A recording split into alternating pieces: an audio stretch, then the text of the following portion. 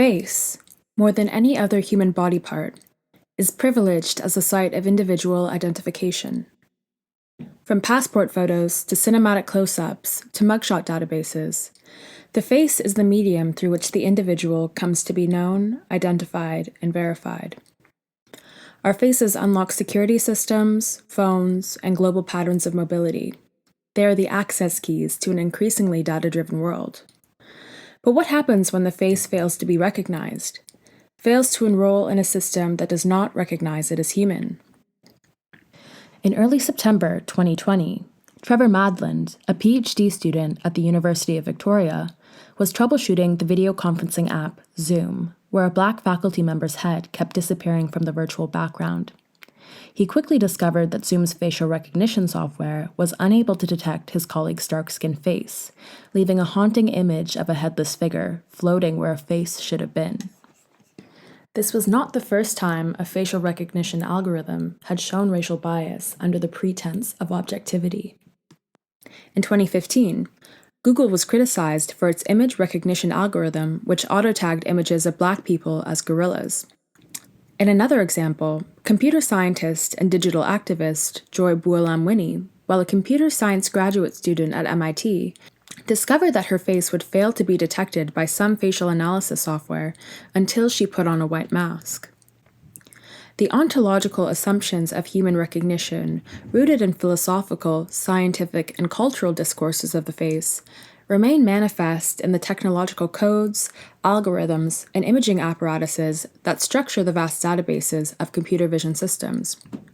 In the performance of what are often claimed to be neutral and objective technologies, colonialist logics retain a haunting presence in the systems that circuitously shape the racial unconscious of digital network activity.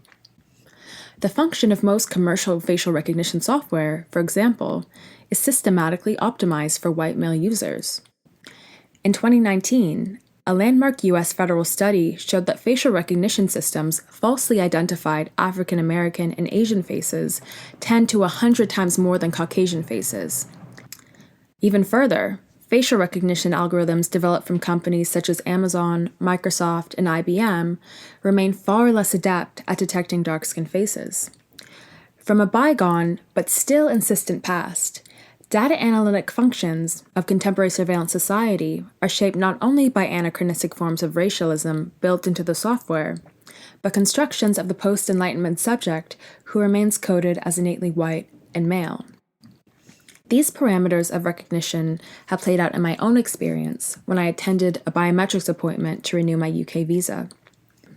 After standing uncomfortably before a camera for several minutes as the immigration officer struggled to upload a photo of my face to the system, I was told that my hair, styled in an afro that day, was seemingly shrouding the camera's ability to pick up or read my presence. In other words, even while my face was fully visible, my hair was preventing the computer from seeing me. As the immigration officer later explained, the software has predetermined rules, and the photo has to meet the full criteria for it to be uploaded. My natural hair, a meaningful marker of my Black identity, was interfering in my ability to be recognized by the system as a human. If the technological codes of access are structured by these seemingly narrow criteria, ultimately rooted in whiteness, I thought about how many others had been asked to contain themselves to fit within the predetermined rules of the system. How many others had been denied access because they failed to meet the full criteria of what constitutes a recognizable face, let alone a normative human body. So how does the racialism so endemic to our society become ingrained into technologies that are supposedly objective and neutral? In order to understand this process of transference, it's necessary to examine how computers actually come to see faces. Facial recognition systems operate in real time through model-based algorithms that allow computer systems to recognize faces within images occluded by illumination and noise. These algorithms often rely on datasets of images, which train the machine learning system to identify the unique features of a face, mapping and storing this information within a neural network of code. The inherent bias within facial recognition has most deftly been attributed to the limitations of machine learning datasets, which, at least in the West, are largely compiled mainly from images of white faces. One widely used dataset was estimated to be more than 75% male and more than 80% white, thus training the algorithm to more consistently recognize white male subjects over any other demographic. This predisposition towards the white face and its assumed features is also further exacerbated by the technological bias of photography, a central medium of facial recognition technology which, from its very inception, was developed with a white face in mind. From the development of photographic portraiture in the 1830s, the very production of photographic technology to include stocks, cameras, and lighting has always been calibrated to capture the white face at the expense of rendering the dark-skinned subject obscure. For example, up until relatively recently, the Shirley card, an image of a white woman in a colorful dress, has been used as the ideal standard to balance skin color in a photograph. This standard, when applied to non-white subjects, typically renders darker skins drained and ashen. Thus, even the seemingly objective indexical truth of the photographic image is constructed within a visual field that privileges the visibility of whiteness. Facial recognition bias, however, cannot be attributed solely to the limitations of a dataset or the built-in bias of the camera apparatus. We must remember that technologies in themselves are developed by humans and are thus influenced by the personal beliefs and motivations of their creators. In the tech industry, largely dominated by white men, it is no surprise that facial recognition is optimized to serve this very demographic. But even further, history will tell us these imaging biases are not new, nor are they isolated within a technological field of coding and algorithms. Biometric technology is not ahistorical, nor does it exist within a vacuum of untainted knowledge systems. In fact, facial recognition software can be situated in a much longer history of visual imaging practices that shape the ways that certain bodies continue to remain more visible than others. To comprehensively understand contemporary facial recognition bias, it should be critically understood within the context of prior and attendant visual practices that historically undergird racist and racializing systems of classification. This endeavor is expansive and far-reaching, and is not by any means limited to conceptualizations around colorism or blackness, but expands across intersections of race, ethnicity, sexuality, gender, class, and ability. While an explanation of facial recognition bias that addresses these intersections far exceeds any explanation I can provide in this short video, I will use this remaining time to situate the genealogy of facial recognition bias in the visual regime of the portrait photograph and the cultural, scientific, and racial discourses of the 19th century.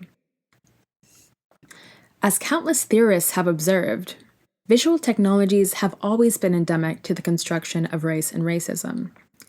In the scientific turn towards modernity, photography was developed as a racializing medium of visual classification, where race was not only figured, but constituted through and by the language of visuality. These scientific developments coincided not only with burgeoning discourses of racial difference, but with the rapid development of the photographic portrait as a cultural device of visual self-fashioning. While the scientific aptitudes of 19th century photography consistently evoked the desire to expose a certain narrative truth about the racialized body, concurrently, for figures such as the renowned abolitionist Frederick Douglass, the photograph was also recognized as having emancipatory potential to humanize and endow racialized subjects with dignity. Photography thus came to popular fruition through the ambivalent capacity of the camera to not only capture the innate differences of the human face and form, but also to produce one's image in the world, a reflection of an early modern moment where the technological, scientific, and cultural schematization of the body merged. The 19th century study of physiognomy, the pseudo-scientific art of judging character from facial features, is one through line to the early development of facial analysis that haunts the present of facial recognition systems.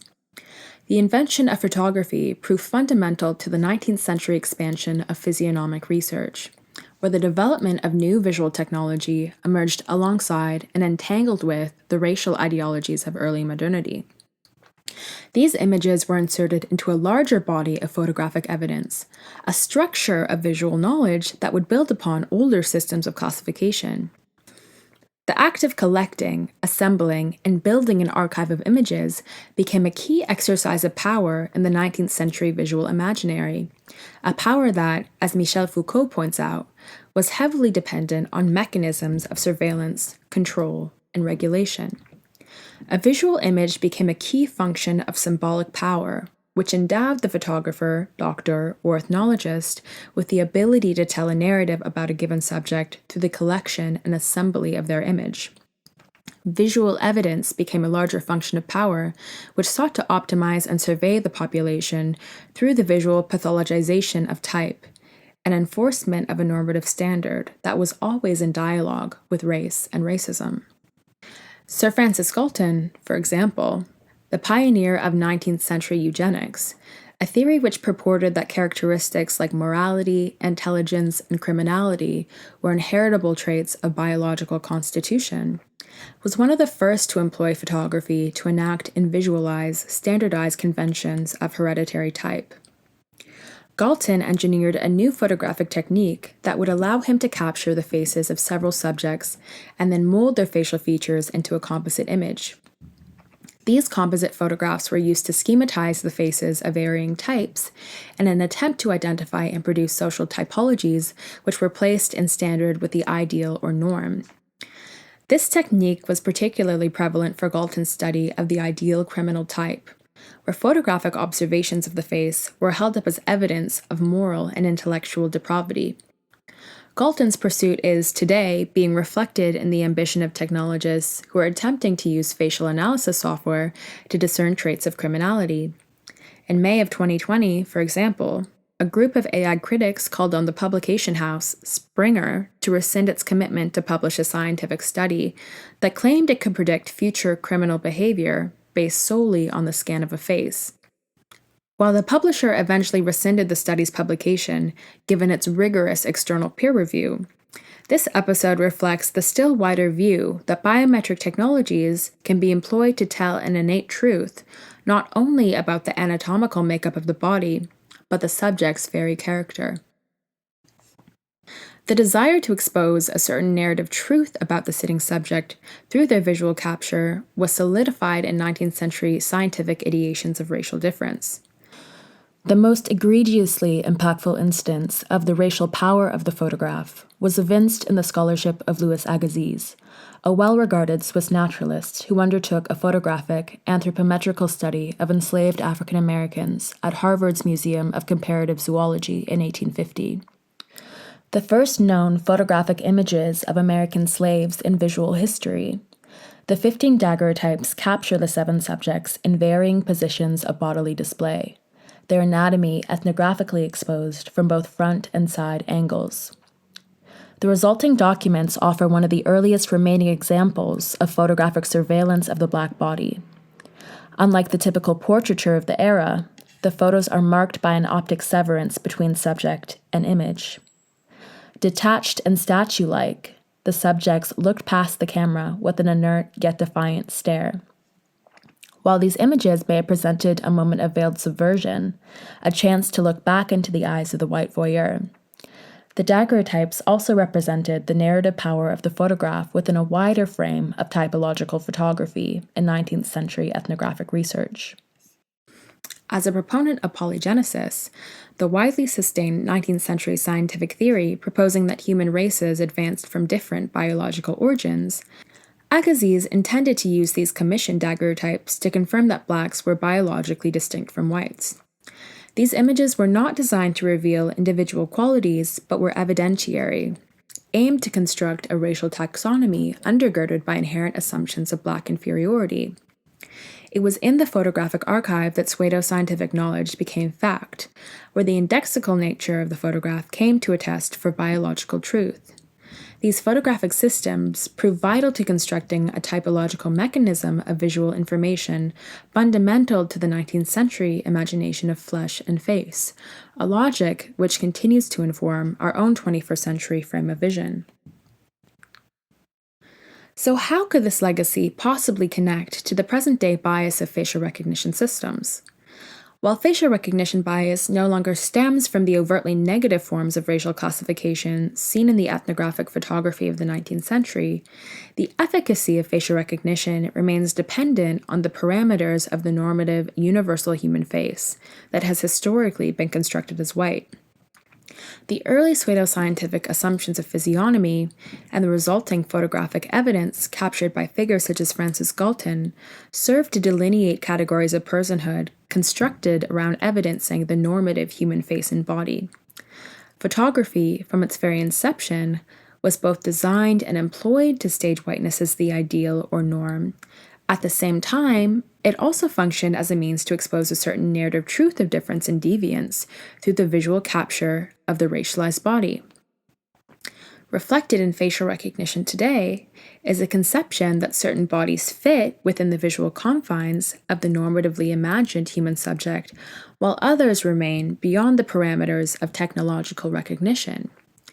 If measurement and classification are now being claimed as the very tenets of identity and identification, facial recognition cannot be considered outside of a technological trajectory informed by ethnological science and physiognomy, whose terms construct and denigrate the racialized other in a concerted discourse to affirm whiteness as the innate, indeed natural, norm of the human.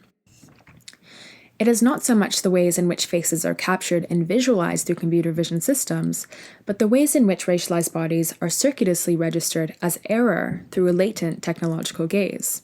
As Kelly Gates notes, if machines can see, they must necessarily embody particular ways of seeing, rather than possessing a universal, disembodied, objective form of vision outside of any particular vantage point or subject position. In other words, the technological gaze is not neutral or objective. It reflects and embodies the social, political, and historical context in which it is situated. In our present conjecture of heightened divisiveness and social inequality, the expansion of facial recognition software also draws attention to how biometric technology is increasingly deployed to police, classify, and judge racialized and otherwise deviant bodies. The disproportionate rate of arrest for Black people in America, at over 5 times the rate of whites, results in their overrepresentation in criminal facial identification archives that rely on mugshot databases. These biometric regimes of visual surveillance directly and indirectly target Black people's bodies, yet consequently fail to adequately recognize or consistently detect Black faces with the accuracy assumed by their users, leading to false arrests and further instances of bodily and psychic violence.